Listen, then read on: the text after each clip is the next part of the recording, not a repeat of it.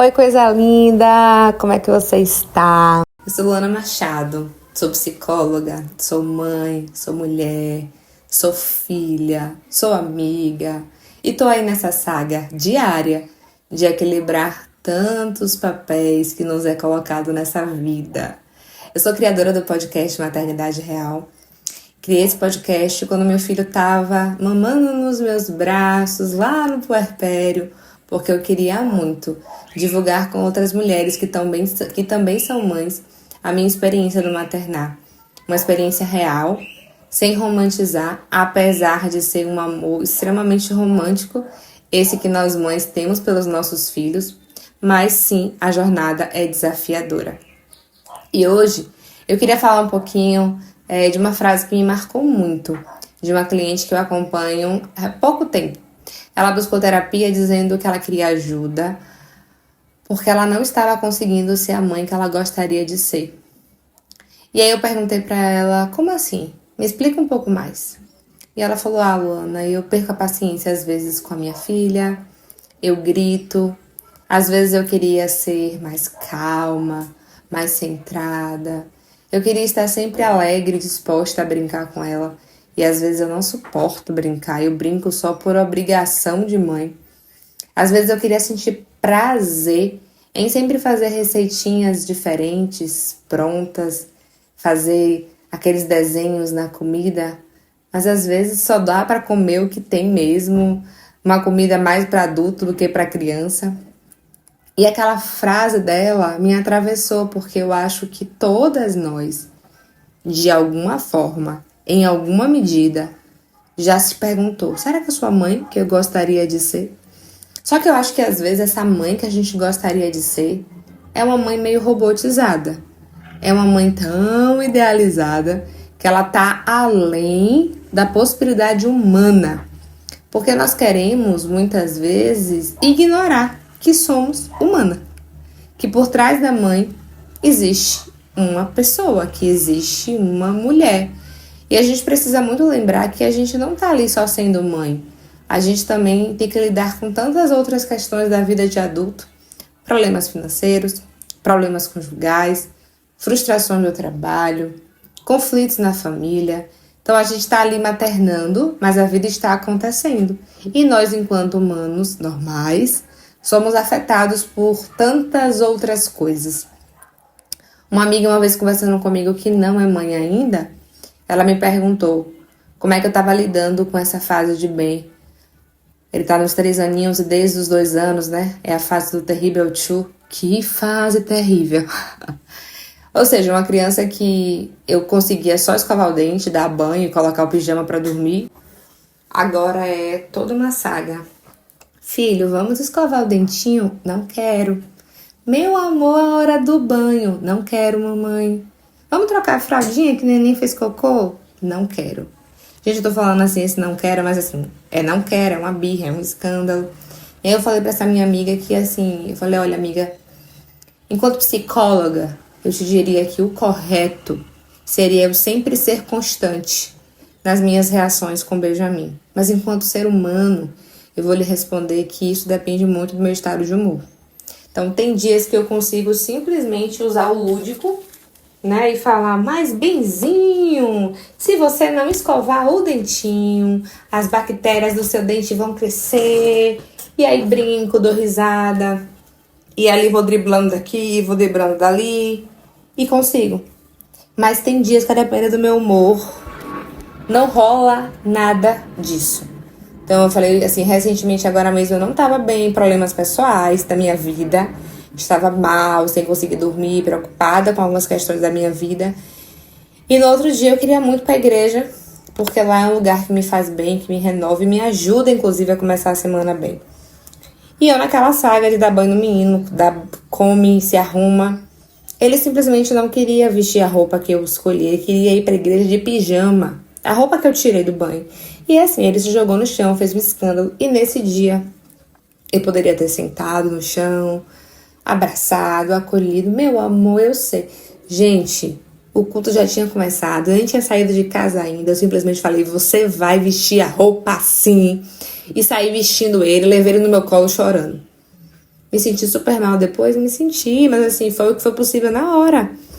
E tem dias também que eu falei a ela, amiga, tem dias que também que eu sou a mãe que não tá afim de escovar o dente, não. Vai ficar sem escovar, porque eu tô sem um pingo de energia pra entrar nessa briga agora.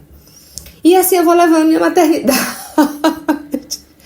Meu Deus, eu sei que muitas mães vão me julgar agora ao me escutar, porque, nossa, né, eu inclusive, já estive perto de amigas que são mães que isso não que existia. Amiga, você deixou ele dormir sem tomar banho?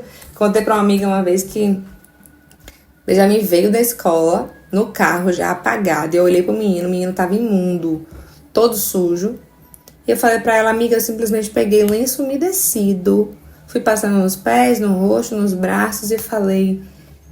Tem guerras que eu não quero lutar. Eu não quero acordar ele para ele tomar banho. E depois vai ser uma luta para dormir. Que bom que ele dormiu às 5:30 da tarde.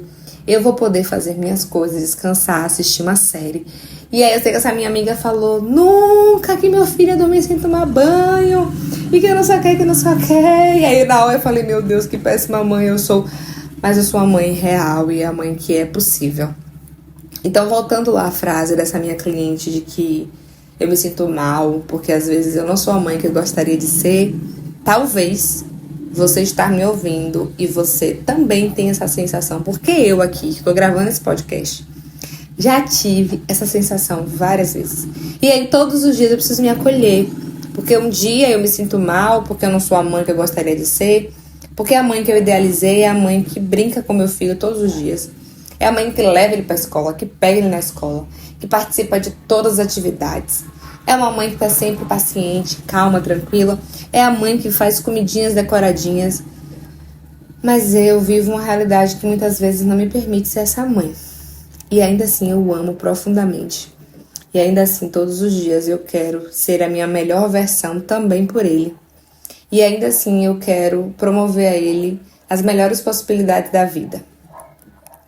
E a gente precisa também entender a mãe que eu gostaria de ser, talvez eu não sou. Mas será também que aquela mãe que eu repudio e que eu falo assim, meu Deus, essa mãe aqui realmente eu não gostaria de ser, será que você é? Eu vou te dar um exemplo. Tem uma criança, né, que eu convivo às vezes e que sempre que me encontra me pede muitas coisas. Tia Luana, você pode comprar isso. E aí um dia ele me pediu pra comprar remédio pra ele. E eu falei, mas por quê? Por que você quer que eu te dê remédio? Ah, porque quando eu fico doente, minha mãe não trabalha, minha mãe não tem dinheiro pra comprar. E aquilo me chocou, né? E assim, sempre que eu tenho contato com essa criança, ele traz que a mãe não trabalha, que a mãe vive do dinheiro do governo, e que ele pede as coisas da mãe e a mãe não tem. E aí também, assim, várias outras queixas de não ter afeto, de não ter amor, de não ter cuidado, que ele queria ser meu filho, que ele vê a forma que eu trato o Benjamin.